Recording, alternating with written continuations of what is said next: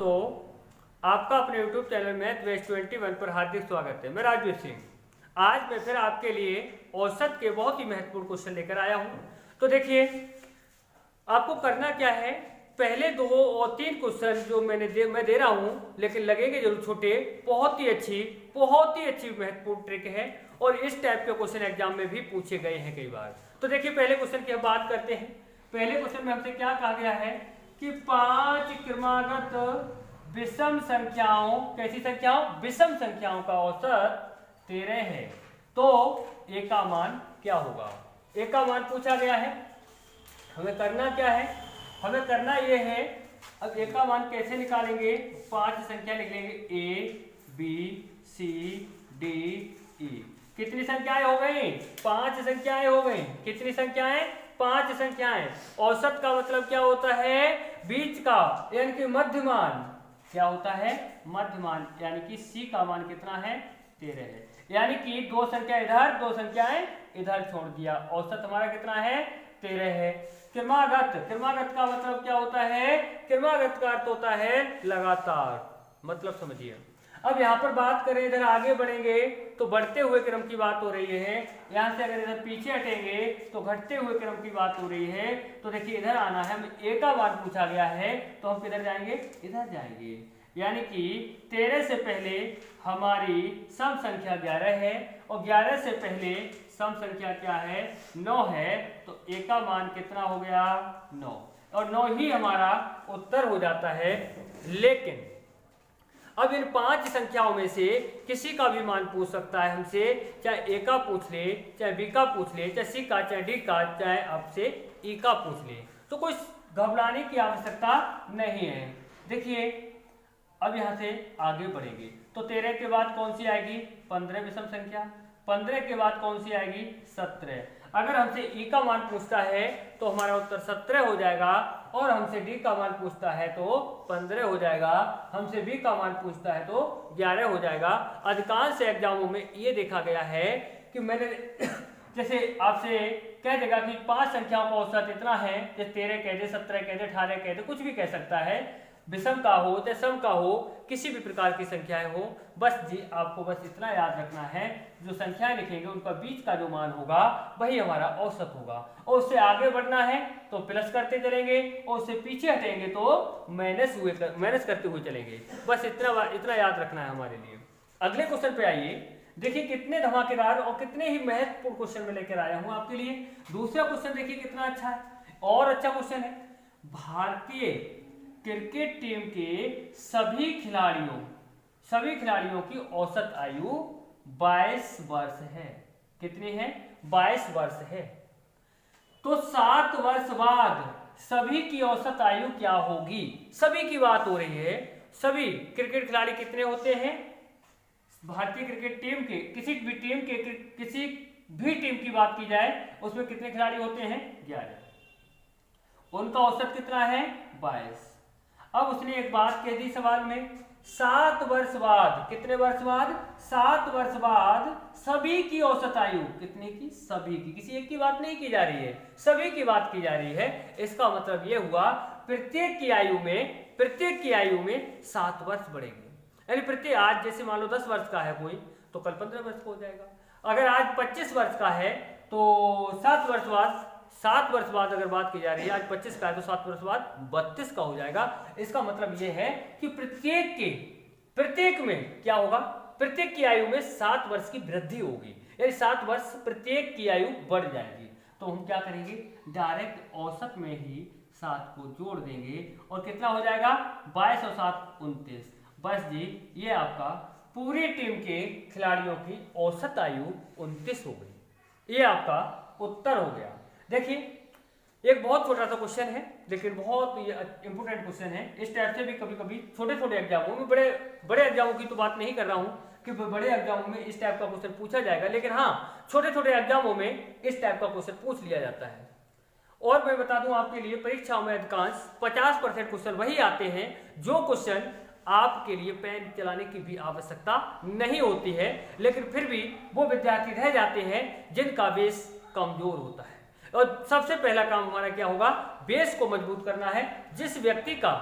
जिस छात्र का बेस मजबूत होगा वो निश्चित है 100 में 100% मान लीजिए एग्जाम के लिए क्वालिफाई कर पाएगा, क्योंकि छोटी छोटी चीज़ों से ही बड़ी चीज़ों को बनाया जाता है। जब छोटे छोटे क्वेश्चनों के लिए हम अच्छी तरह से करना जानते हैं तो बड़े बड़े क्वेश्चनों के लिए भी अच्छी तरह से हम कर सकते हैं। तो देखिए अगले क्वेश्चन पे बात करते हैं। क्या कहा जा रहा है, 1 से 45 तक की सभी सम संख्याओं का औसत तथा सभी विषम संख्याओं का औसत क्या होगा। तो कहां तक की बात हो रही है, 1 से 45 तक की बात हो रही है, 1 से 45। अब 1 से 45 तक की बात कर रहा है तो ये हमारी पहली विषम हो गई, ये हमारी लास्ट विषम हो गई। अब देखिए पहली सम क्या होगी, पहली सम होगी 2, यहां लिख लीजिए, पहली सम क्या होगी 2 और लास्ट सम क्या होगी 44। 1 से 45 तक की बात हो रही है, उसमें पहली विषम 1 हो जाएगी और लास्ट विषम क्या हो जाएगी हमारी 45 हो जाएगी। इसी प्रकार सम इन तक 1 से 45 तक सम क्या होगी, यानी पहली 2 हो जाएगी, पहली सम संख्या 2 और लास्ट सम संख्या 44 हो गई। तो देखिए सम का अलग निकाल देते हैं, विषम का अलग निकाल देते हैं। तो देखिए विषम संख्या का औसत बराबर क्या होगा, first number plus last number बटे 2, यानी कि 1 प्लस 45 बटे 2 कितना हो गया आपका हो गया 46, 46 बटे 2, 2 से भाग दे दीजिए, 2 दूनी 4, 2 3 6, कितना आ गया 23। ये आपका उत्तर हो गया। अगर इसके लिए आपको लिखने की भी आवश्यकता, देखिए क्या करना है हमारे लिए, 23 हमारा उत्तर हो गया। मैंने कहा था कि आप इसके लिए डायरेक्ट कर सकते हैं कि 1 और 45 को जोड़ देंगे तो कितना हो जाएगा 46, 46 को हमने 2 से भाग दे दिया तो कितना हुआ 23। हम डायरेक्ट कह सकते थे 23 हमारा उत्तर है। ऐसे यहाँ पर अगर यहाँ पर सम संख्याओं की बात हो रही है, सम संख्याओं का औसत हमें निकालना है, तो हम क्या करेंगे, फर्स्ट और लास्ट बटे 2, पहले क्या है 2, लास्ट क्या है 44 बटे कितना 2, तो 44 2 कितना हुआ 46 बटे कितना 2, 2 दूनी 4, 2 3 6, कितना आ गया आपका 23 आपका उत्तर हो जाता है। तो हमेशा याद रखिए इस कंडीशन का कोई भी सवाल होता है तो वो सम की बात कर रहा है या विषम की बात कर रहा है, तो दोनों का उत्तर समान आता है। देखिए अगले क्वेश्चन की हम बात करते हैं। अगले क्वेश्चन में हमसे कहा गया है कि 5 वर्ष पूर्व मतलब 5 वर्ष पूर्व मतलब 5 वर्ष पहले, 5 वर्ष पहले ए और बी की औसत आयु, किसकी, ए और बी की औसत आयु 10 वर्ष थी। 10 वर्ष थी मतलब ए और बी की औसत आयु की बात कर लें कितनी थी 10 वर्ष थी। अब यहाँ पर सोचने वाली बात यह है कि व्यक्ति कितने थे, व्यक्ति हमारे 2 थे, तो हम क्या करेंगे यहाँ पर 2 से गुणा करेंगे, यानी कि 10 दूनी कितना हो गया 20 हो गया। अब यहाँ पर एक बात और कह दी गई है, कितने वर्ष पूर्व, ये पॉइंट देखते हुए चलना है, यानी कि ये तो बाद की बात कर रहा है, ए और बी की 5 वर्ष पहले की बात कर रहा है, कितनी थी 20 वर्ष थी, दोनों की आयु 20 वर्ष थी। अगर हम प्रेजेंट में आते हैं, किसकी बात करते हैं, हम प्रेजेंट की बात करते हैं, यानी वर्तमान में आते हैं, तो 5 वर्ष पहला व्यक्ति आएगा, यानी कि ए के द्वारा भी 5 वर्ष और बी के द्वारा भी कितना 5 वर्ष, दोनों की आयु 5-5 वर्ष बढ़ जाएगी, तो दोनों की आयु कितनी बढ़ जाएगी 10 वर्ष बढ़ जाएगी, 10 वर्ष। तो हम क्या करेंगे, यहाँ पर 10 को जोड़ देंगे। अब बात ये रही कि हमने वर्तमान में ही क्यों आ रहे हैं, हम भैया वही भी रह सकते थे, मतलब पास्ट में भी रह सकते थे, वर्तमान में क्यों आए, वर्तमान में आने का कारण ये है क्योंकि इसने कहा है ए बी और सी की वर्तमान आयु, यानी कि तीनों की वर्तमान आयु की बात की गई है, इसलिए हम क्या करेंगे, देखिए हमने दोनों की आयु के लिए वर्तमान आयु में चेंज कर दिया, यानी कि 10 वर्ष जोड़ करके, तो देखिए कितना हो गया 30 वर्ष हो जाता है। अब देखिए A B C, A B और सी की वर्तमान आयु औसत आयु 25 वर्ष है, तीनों की औसत आयु कितनी है 25 वर्ष है, इसका मतलब ए बी और आपका सी तीनों की कितनी है 25, तो गुणा किससे करेंगे 3 से, 25 तिया कितना हो जाएगा 25 तिया हो गया आपका 75। अब सुनिए हमसे पूछा है तो 4 वर्ष बाद सी की आयु क्या होगी, तो देखिए करना क्या है, इस कंडीशन में बहुत ही इंपोर्टेंट सवाल है। इस टाइप का सवाल मैंने कई बार देखा है, एग्जामों में पूछा गया है और अधिकांश एग्जामों में इस टाइप का क्वेश्चन पूछा जाता है। तो देखिएगा हमें करना क्या है, सी की आयु निकालनी है। तो भैया हमें क्या करना है, ए और बी की वर्तमान आयु, 4 वर्ष बाद की बात हो रही है ना, पहले तो वर्तमान में आयु निकाल लेते सी की वर्तमान आयु जब निकल आएगी तो 4 वर्ष बाद भी निकाल लेंगे। तो क्या करेंगे, सी की आयु प्रेजेंट में, यानी कि प्रेजेंट में सी की आयु निकाल लेते हैं। तो देखो इन तीनों की आयु कितनी है, 75 है। ये तीनों की आयु यहाँ प्लस करके भी लिख सकते हो, यहाँ पर प्लस करके भी लिख सकते हो, यानी ए और बी की आयु 30 है और ए प्लस बी प्लस सी की आयु, तीनों की आयु 75 वर्ष है। और सी की आयु अगर हम निकालेंगे तो ए और बी की आयु निकाल देंगे यहाँ से 30 वर्ष, कितनी बचेगी 45 वर्ष, कितनी बची 45 वर्ष। अगर आप चाहें तो ऐसे भी निकाल सकते हैं कि ए प्लस बी प्लस सी का मान कितना है आपका 75 है, और बी और ए और बी का मान कितना है आपका 30 है, तो प्लस सी बराबर कितना है 75 है। तो सी बराबर प्लस का जो है वो जब इधर जाएगा पक्षांतर करेंगे तो माइनस का हो जाएगा, कितना बचेगा 45 बचेगा। तो आप इस तरह से भी निकाल सकते हो। तो देखिए वर्तमान में सी की आयु कितनी है 45 वर्ष है, लेकिन उसने हमसे क्या कहा है कि 4 वर्ष बाद सी की आयु क्या होगी। तो देखिए ना 4 वर्ष को हम क्या करेंगे, बाद की बात कर रहा है, तो हम क्या करेंगे 4 को यहाँ ऐड कर देंगे, जोड़ देंगे, कितनी हो गई 49 वर्ष, 49 वर्ष। बस ये आपका उत्तर कितना हो गया 49 हो जाता है। देखिए अगले क्वेश्चन में हमसे क्या कह रहा है, अगले क्वेश्चन को देखिए, उसने ये कहा है कि 6 बच्चों के एक समूह की औसत आयु 13 वर्ष है। तो सबसे पहला काम यही कर लेते हैं, कितने वर्ष है 13 वर्ष है, कितने लोगों की 6 की, तो 6 की आयु कितनी है 13 वर्ष है, 6 की आयु 13 वर्ष है। तो हम क्या करेंगे 6 से गुणा कर देंगे, 13 छक कितना हो जाता है आपका 78 हो जाता है। उसके बाद में हमसे क्या कहा गया है 8 वर्ष का एक बच्चा के चले जाने से बचे हुए बच्चों की औसत आयु 3 वर्ष बाद क्या होगी, कितने वर्ष बाद 3 वर्ष बाद बचे हुए बच्चों की औसत आयु। तो बच्चा एक गया है, गया कितना है 1, जो गया है उसकी आयु क्या है 8 वर्ष। तो हम गुणा क्या करेंगे 1 से, तो बराबर कितना रहेगा 8 ही रहेगा।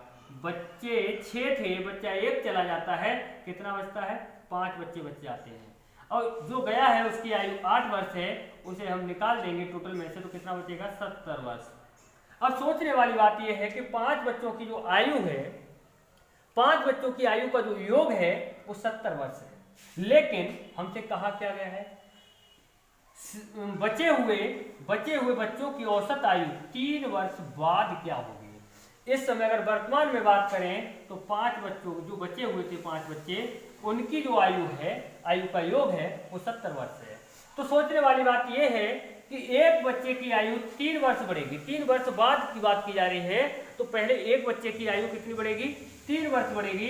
तो इसका मतलब ये हुआ जितने बच्चे हैं वो सारे बच्चे क्या हो जाएंगे 3-3 वर्ष, सबकी आयु बढ़ जाएगी आगे के लिए। तो हम क्या करते हैं इस कंडीशन में, हम ये करेंगे कि 5 बच्चे हैं और प्रत्येक की आयु 3 वर्ष बढ़ रही है, तो कितनी बढ़ जाएगी 15 वर्ष, कितनी बढ़ गई 15 वर्ष। तो 15 वर्ष के लिए हम क्या करेंगे यहाँ पर ऐड कर देंगे, कितना हो गया हमारा 85 हो गया। हमसे जो औसत पूछा है उसके लिए हमें निकालेंगे, तो हम क्या करेंगे देखिए, हमसे पूछा है बचे हुए बच्चों का औसत क्या होगा, तो औसत बराबर हम क्या करते हैं योग बटे, यानी 85 योग बटे पदों की संख्या कितनी है अब 5।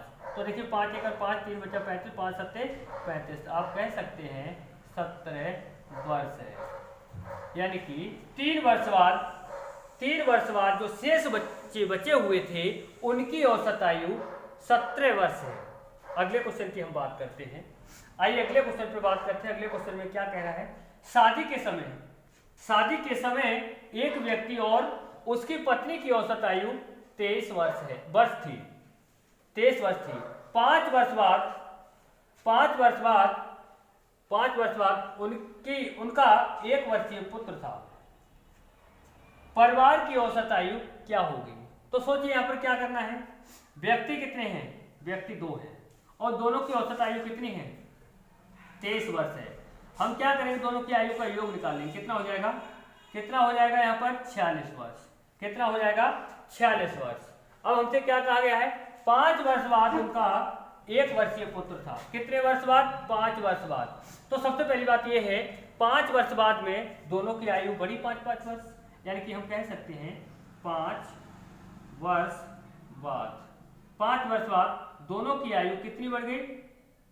5 दूनी 10। कितने वर्ष बाद की बात हो रही? 5 वर्ष बाद। तो दोनों, एक व्यक्ति की 5 वर्ष बढ़ेगी तो दोनों व्यक्तियों कितनी हो जाएगी? 10 वर्ष। और यहाँ पर 1 वर्षीय पुत्र है तो पुत्र की आयु कितनी है? पुत्र उनका कितना है? 1 वर्ष का। टोटल कितना हो गया? टोटल कितना हो गया? जो औसत निकालना है तो आप क्या करेंगे? औसत बराबर इनका टोटल कितना हुआ? 46 और 10 कितना हुआ? 56, 56 और 1 कितना हुआ? 57। 57 के लिए आप क्या करेंगे? औसत बराबर इनका योग 57 बटे, अब परिवार में सदस्य कितने हैं? परिवार में सदस्य हैं 3। अब 3 से भाग दे देंगे, 3 एक 3, कितना बचा यहाँ से? 2 और 27 हो गए, 3 में 27। तो परिवार की जो औसत आयु है वो कितनी है? 19 वर्ष है। कितनी है औसत आयु? 19 वर्ष। देखिए अगले क्वेश्चन पे हम बात करते हैं, बड़ा ही इंपोर्टेंट क्वेश्चन है। हमसे क्वेश्चन में कहा गया है 4 सदस्यों वाले एक परिवार की वर्तमान औसत आयु 36 वर्ष है। कितने परिवार के कितने सदस्य हैं? 4 हैं। कितने सदस्य? 4 सदस्य हैं। 4 सदस्यों की औसत आयु की 4 सदस्यों वाले एक परिवार की वर्तमान औसत आयु 36 वर्ष है। यदि परिवार के सबसे कम आयु वाले सदस्य की वर्तमान आयु 12 वर्ष हो तो सबसे कम आयु वाले इस सदस्य के जन्म के समय परिवार की औसत आयु क्या थी? जिस समय इसका जन्म हुआ था उस समय इसके परिवार की औसत आयु क्या थी, ये देखना है आपके लिए। तो देखिए क्या करना है, जिस समय इसका जन्म हुआ था उस समय सदस्य कितने थे? 4 थे। पूरे परिवार की तो औसत आयु क्या थी? 36 वर्ष। तो हमें करना क्या है, यहाँ पर 4 से गुणा कर देना है। कितना हुआ? 4 छक 24 हो गया और 4 3 12 हो गया। 12 और 2 कितना हुआ? 12 2 14 हो गया, 144। यानी कि चारों सदस्यों के परिवार की, जो परिवार के 4 सदस्य हैं उनकी आयु के योग की अगर बात की जाए तो 144 वर्ष है। कितना है? 144 वर्ष है। अब यहाँ पर क्या कह रहा है? सबसे कम आयु वाले सदस्य की वर्तमान आयु 12 वर्ष हो तो सबसे कम आयु वाले इस सदस्य के जन्म के समय परिवार की औसत आयु क्या थी? इससे पहले एक बात और कही गई है, यदि परिवार के सबसे कम आयु वाले सदस्य की वर्तमान आयु 12 वर्ष हो, यानी कि ये से हटा दिया जाए, 12 वर्ष आयु वाले बच्चे के लिए हटा दिया, तो कम आयु वाले सदस्य की आयु क्या है? तो देखिए बच्चा एक ही तो है, कम आयु वाला बच्चा कितना है? एक ही तो है। यहाँ पर देखिए कितने वर्ष की बात की है? 12 वर्ष। यहाँ पर क्या करेंगे? 12 चौक 48 करेंगे। 48 के लिए आप क्या करेंगे? माइनस कर देंगे। कितना बचेगा? 12 में 14 में से 8 जाएगा, कितना बचेगा? 6 बचेगा। और यहाँ 13 में से 4 जाएगा, 9 बचेगा, 96। अब देखिए हमसे बात की गई है कि औसत आयु क्या होगी जब ये इसके जन्म के समय परिवार की औसत आयु, तो हम कह सकते हैं जन्म के समय परिवार की औसत आयु, जन्म के समय परिवार की औसत आयु क्या होगी? तो उस समय आयु क्या थी? 96। सदस्य कितने थे? 3 से भाग दे दो, 3 3 9 और 3 19 6। उस समय इनकी औसत आयु क्या होगी? 32 वर्ष। ये आपका उत्तर हो जाता है। देखिए अगले क्वेश्चन में हमसे क्या कहा गया है? अगले क्वेश्चन में हमसे कहा गया है एक पुस्तकालय में रविवार को आने वालों की संख्या 510 है। कब आने वालों को? रविवार को आने वालों को, कोई बात नहीं। उसके बाद क्या गया है? और अन्य दिनों में 240 है। मतलब ये रविवार के लिए कोई भी महीना है, उस महीने में रविवार के लिए जो पुस्तकालय है, मान लीजिए ये पुस्तकालय है, इस पुस्तकालय में क्या है? पुस्तकालय में रविवार का दिन के लिए, जिस दिन रविवार होता है उस दिन 510 व्यक्ति आते हैं रविवार वाले दिन। उसके बाद में अन्य दिन की बात की जाए तो कितने व्यक्ति आते हैं? 240 हैं। तदनुसार रविवार से आरंभ होने वाले किसी महीने के 30 दिनों में, दिनों की भी संख्या दे दी है, 30 दिनों में आने वालों की औसत संख्या कितनी होगी? अब देखिए रविवार से शुरू हो रहा है कोई भी महीना, तो रविवार से जब शुरू हो रहा है तो उस महीने में रविवार कितनी बार आएगा? 5 बार आएगा। रविवार कितनी बार आएगा? 5 बार आएगा। तो देखिए सबसे पहले रविवार 5 आ रहे हैं, क्योंकि 30 दिन है, महीने में 30 दिन हैं। और दूसरी बात यह है कि रविवार से आरंभ होने वाले किसी महीने की बात हो रही है, यानी कि जो महीना 30 दिन का है, कोई भी महीना कह सकते हैं आप, और रविवार से शुरू हो रहा है। जब रविवार से शुरू हो रहा है तो उस महीने में रविवार 5 होंगे। तो क्या करना है? एक रविवार के लिए कितने आते हैं? 510।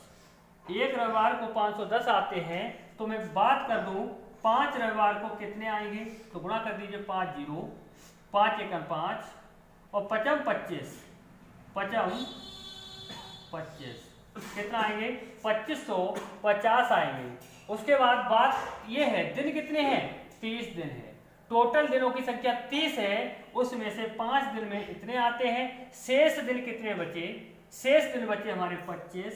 तो मैं आपको बता दूं रविवार को छोड़ करके कोई सा भी दिन हो, उस दिन कितना आता है? 240। कितना आता है? 240। तो यहाँ पर गुणा किससे करेंगे? 25 से करेंगे। क्यों?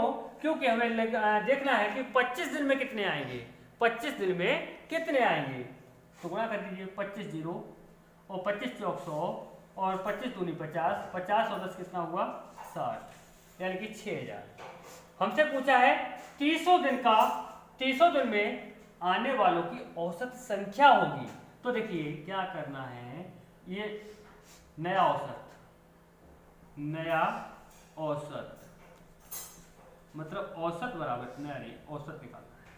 औसत बराबर इनका योग। इनका योग क्या हो जाएगा? देख लीजिए 0 0 हो गया, 5 0 5 हो गया, 5 0 5 हो गया, 6 और 2 8 हो गया, 8550 हो गया। पदों की संख्या कितनी हो गई? 25 और 5 कितना हुआ? 30। तो देखिए 0 से 0 कट हो गया, 0 से 0 कट हो गया, 3 से कट कर दी, 3 दूनी 6 हो गया, 3 दूनी 6 हो गया, 2 बचा 25, 3 अट्ठे 24 हो गया और 3 पंजे 15 हो गया। कितना आया आपका? 285। 285 आपका उत्तर हो जाएगा। आपका उत्तर 285 हो जाएगा। अगले क्वेश्चन में हमसे क्या कहा गया है? हमसे कहा गया है कि 9 क्रमिक संख्याओं का औसत n है। तो सबसे पहले हम क्या करेंगे? 9 संख्याएं लिख लेंगे, A B C D E F G H और आपकी 9 संख्या हो गई I। अगर इनकी औसत की बात की जा रही है तो औसत का मतलब होता है मध्यमान, मतलब बीच का मान। तो 4 संख्या इधर छोड़ देंगे आप, 4 संख्या इधर छोड़ देंगे, तो इसका औसत क्या हो गया? आपका n हो गया। अब हमसे कह रहा है ये तो इनमें 2 अगली संख्याएं भी शामिल कर ली जाएं तो नया औसत कितना हो जाएगा। तो देखिए यहाँ पर क्या करना है, यहाँ पर करना कि 2 संख्या के लिए और जोड़नी है। इसके बाद J और K 2 संख्याएं जोड़ देंगे। अब संख्याएं कितनी हो गई? 11 संख्याएं हो गई हमारी, 11 संख्याएं हो जाती है। तो हमें करना क्या है? 11 का मतलब हो गया 5 इधर छोड़ दीजिए और 5 इधर छोड़ दीजिए। तो देखिए 5 ये हो गए और आपकी 5 ये हो गई। कितनी संख्याएं हो गई? 5 इधर हो गई और 5 आपकी उधर हो गई। तो देखिए मैं बता दूं आपके लिए, अगर इससे आगे बढ़ेंगे हम, जब आगे बढ़ेंगे तो हम क्या करेंगे? प्लस करते हुए चलेंगे, यानी कि n प्लस क्या हो जाएगा? 1 हो जाएगा। आगे और बढ़ेंगे तो n प्लस 2, आगे और बढ़ेंगे तो n प्लस 3 हो जाएगा। तो ये क्या हो गया? आपका n प्लस 1 हो गया। और पीछे हटेंगे तो हमारा क्या हो जाएगा? n माइनस 1 हो जाएगा, n माइनस 2 हो जाएगा, इस तरह से हो जाएगा। तो इसका औसत क्या हो गया? आपका n प्लस 1 हो जाता है और यही आपका उत्तर हो जाता है, यही आपका उत्तर हो जाता है। देखिए अगले क्वेश्चन पे हमसे क्या कहा गया है? अगले क्वेश्चन में हमसे कहा गया है 5 क्रमिक संख्याओं का औसत n है। सबसे पहली बात, कितनी संख्याओं का औसत n है? 5 क्रमिक संख्याओं का औसत n है। तो 5 संख्याएं लिख लीजिए, A B C D E. कितनी संख्याएं हो गई? 5। अब देखिए इनका औसत मतलब ये हो गया, 2 संख्या इधर छोड़िए, 2 संख्याएं इधर छोड़ दीजिए, तो ये औसत क्या हो गया आपका? n हो गया। ये औसत आपका n हो गया। अब करना क्या है आपके लिए? 2 संख्याएं, उसने कहा है यदि अगली 2 संख्याएं भी शामिल कर ली जाएं या मिला दी जाएं तो नया औसत क्या होगा? अगली मतलब f g। अब क्या हो गया? संख्याएं हो गई 7। 7 का मतलब हो गया 3 संख्याएं आप इधर छोड़ देंगे, 3 संख्याएं आप इधर छोड़ देंगे और 3 संख्याएं आप इधर छोड़ देंगे। 3 इधर 3 उधर, क्या हो जाएगा यहाँ पर? यहाँ पर देख लीजिए, यहाँ पर हो जाएगा हमारा, आगे बढ़ेंगे तो जुड़ जाएगा, यानी कि n+1 हो जाएगा। बस ये आपका उत्तर क्या हो गया? n+1 हो जाता है। तो देखिए, आशा करूँगा कि वीडियो हमारी आपको पसंद आए, और हाँ, वीडियो अगर आपको पसंद आए तो लाइक कमेंट शेयर अवश्य करें, और जो नए व्यक्ति, जो नए छात्र जो हमसे जुड़ रहे हैं वो सब्सक्राइब अवश्य करें। जय हिंद।